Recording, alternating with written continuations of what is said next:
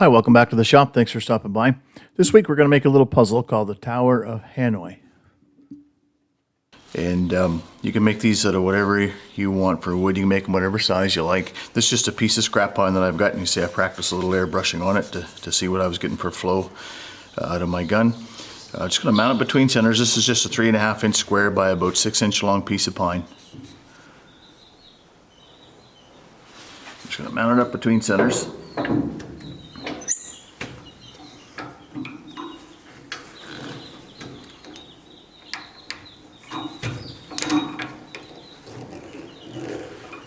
Now you can do this between centers completely. What I would suggest that you do before you mount it, if you're going to do it without a chuck, if you're just going to do it between centers, is to pre-drill the hole through the center with a drill press or a hand drill. I'm going to drill it out here on the lathe. So first thing we're going to do is round this up and put a tenon on which end? This end, to get rid of this little bark, this little pitch pocket. So we'll true this up and we'll cut a tenon on this end.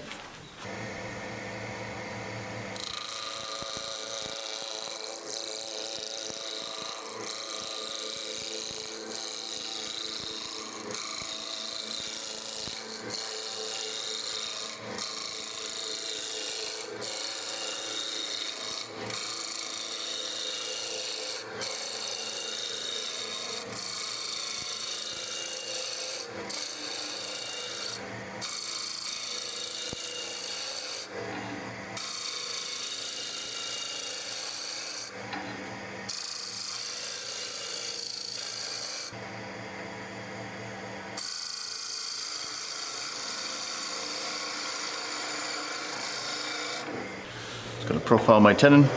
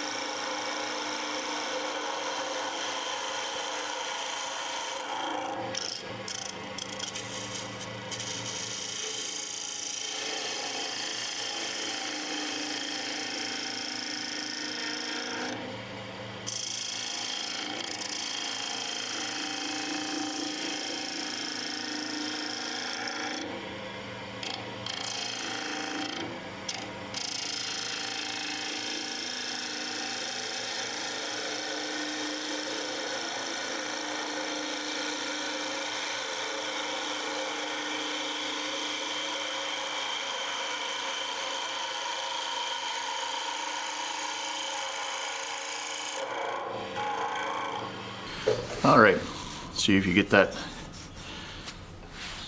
It's a nice finish, but we're going to turn it all back off. Okay, now we're going to drill the center. All right, so while we're drilling this out here, you can make this puzzle on 3 pegs, 3-peg puzzle, up to 8 rings. I wouldn't suggest going below 5 because it really doesn't have much of a challenge if you go below 5.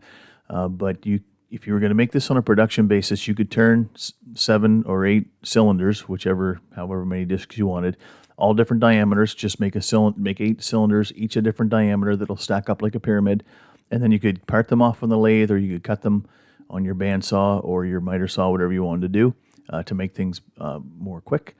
But for this demonstration, I'm just going to turn all 7 that we're going to use for this puzzle out of this one piece. And to give you an idea of the complexity of the puzzle, if you made an 8-disc puzzle, the minimum moves to win is 255. 7-disc is 127 moves. 6-disc is 63 moves. And a 5-disc is 31 moves. And although I'll show you how the puzzle works, I'm not going to show you how to solve it because that would take all the fun out of it. I'm just going to cut a nice, flat, clean face on this, and I'll do the same thing between every one of the rings.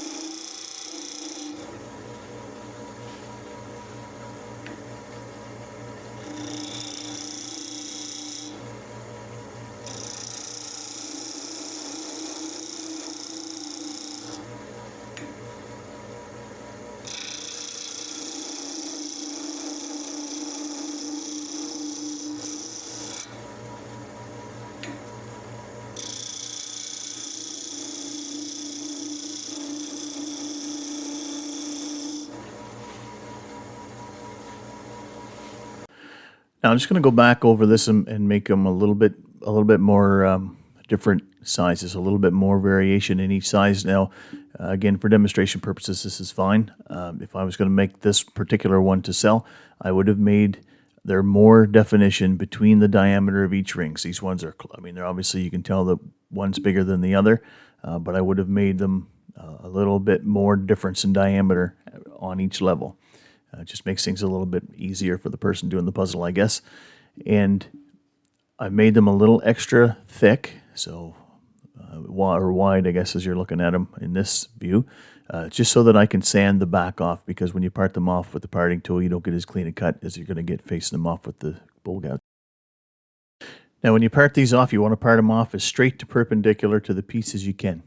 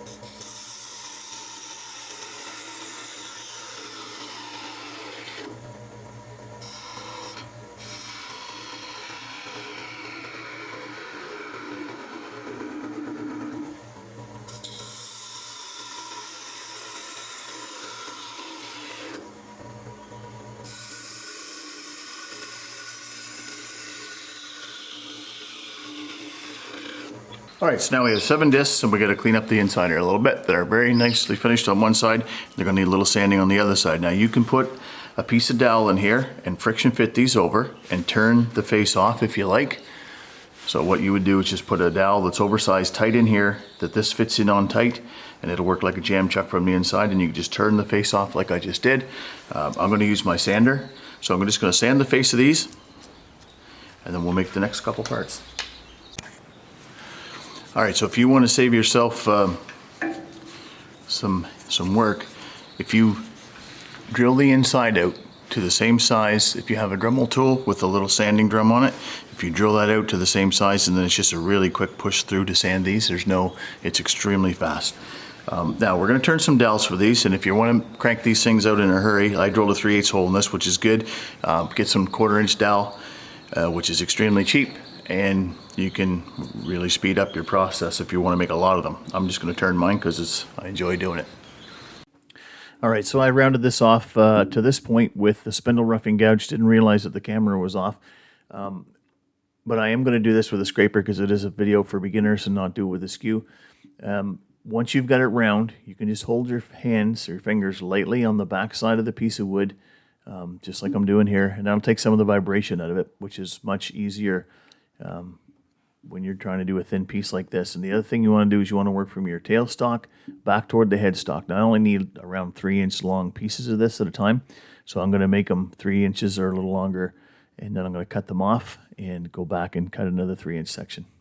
And so at this part, really what you need to just make sure of is that the discs will fit over top of the dowel, and that you make the dowel to a diameter, that you have a drill bit that matches it, because we're going to insert this into a board.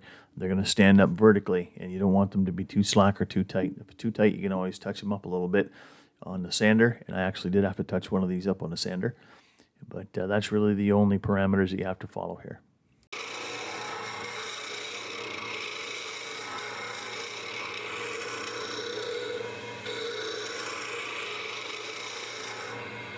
Just going to square this cut up a little bit.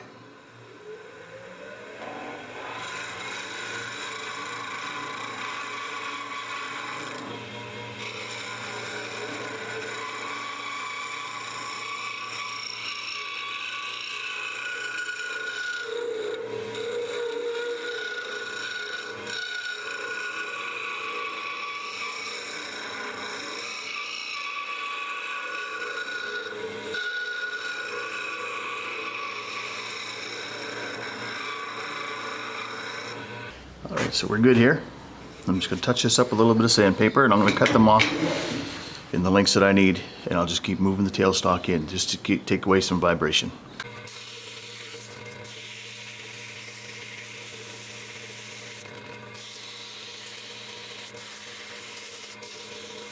Checking to make sure that I'm not wide anywhere, which is pretty good all the way along. So I'm going to cut this off with a hacksaw because it's fine.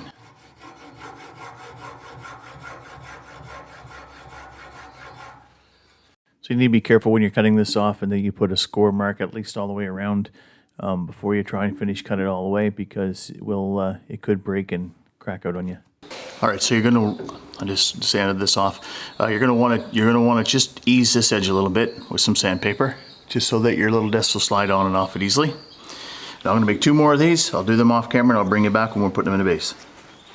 All right, for the base, really all you need to do is make sure that you have the width of the biggest disc covered 3 times going across. I would recommend easing the edge on all 4 corners like I did here, so that no one gets any splinters on it. And then you just need to drill your 3 holes. I start with one in the center, and I'll put one out past a third each way. Same diameter as the dowels that you turned, and I'm going to go drill those right now.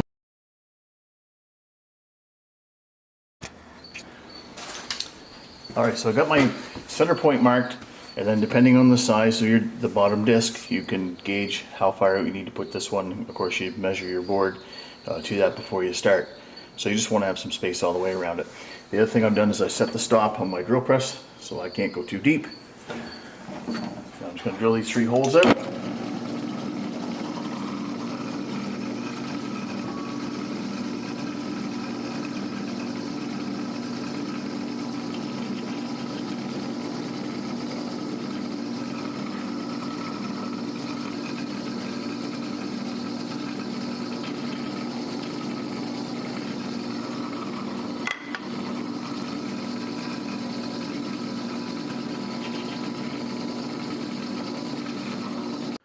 Now we're going to dry fit the dowels to make sure that they fit well.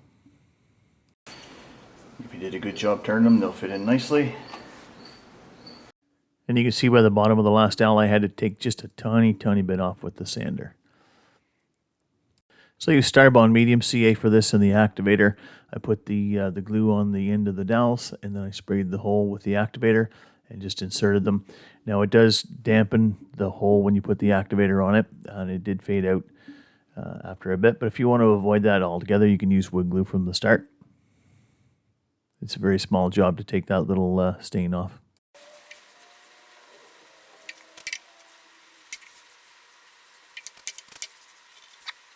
Yeah, that doesn't take long to dry. The goal of the game is to get all these from here to here in this order, and you can't stack a larger one on a smaller one. You can only stack smaller on larger. And I'm not going to show you how to do the whole thing, but that's how the game works. So to have this stack in largest to smallest on this pin without ever putting a bigger disc on top of a smaller disc, and that's the name of the game.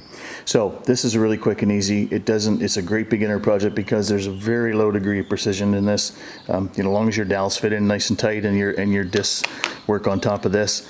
Now, if I was going to make one of these to sell, this one to sell, for example, I would have made a little bit nicer discs. But again, you can see these aren't, I would have made a little bit more distinction between the diameters of them as well.